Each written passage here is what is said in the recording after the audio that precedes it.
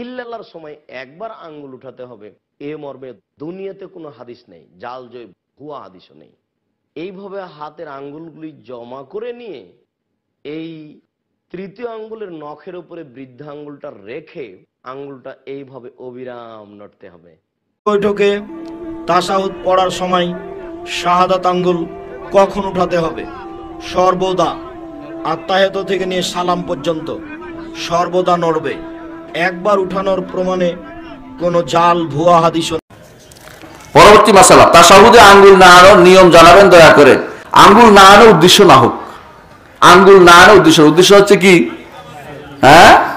সাব্যস্ত করা কি? তাওহীদ, আহেদ আহেদ, মানে একটা দিয়ে আল্লাহর দিকে ইঙ্গিত করা, এটা উদ্দেশ্য। এই জন্য এটা এরকম এরকম করছে শেখ মোহাম্মদ নাসিরউদ্দিন আলবানী রহমতুল্লাহ আলাইহি, তার পাশে বসে আবু ইসহাক আল হুয়াইনি একবার এরকম করে।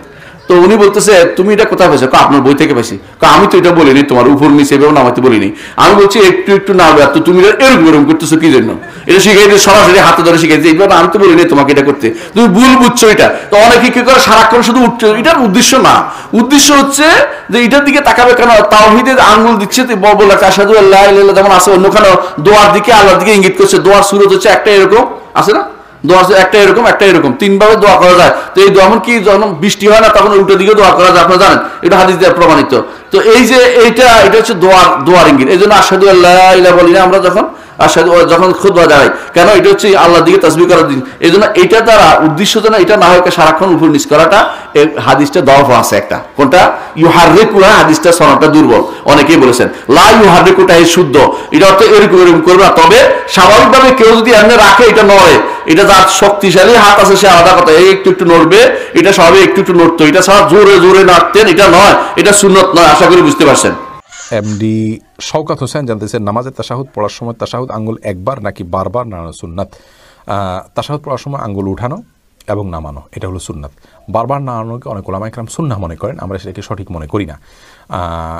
হাদিসে নাড়ানোর কথা বলা আছে, কিন্তু নাড়ানো মানে উঠানো এবং নামানো, এটাই নাড়ানো বলতে আমরা বুঝি। সারাক্ষণ নাড়াতে থাকে, হাদিসে আছে এটা নাড়ানোটা শয়তানের উপরে লোহার আঘাতের মতো। এই নাড়ানো মানে উঠানো এবং নামানো, এটাকে আমরা বুঝি।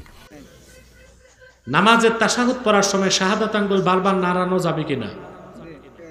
না, এটা আসলে মাকরুহের অন্তর্ভুক্ত, আমলে কাসির বলে গণ্য হয়।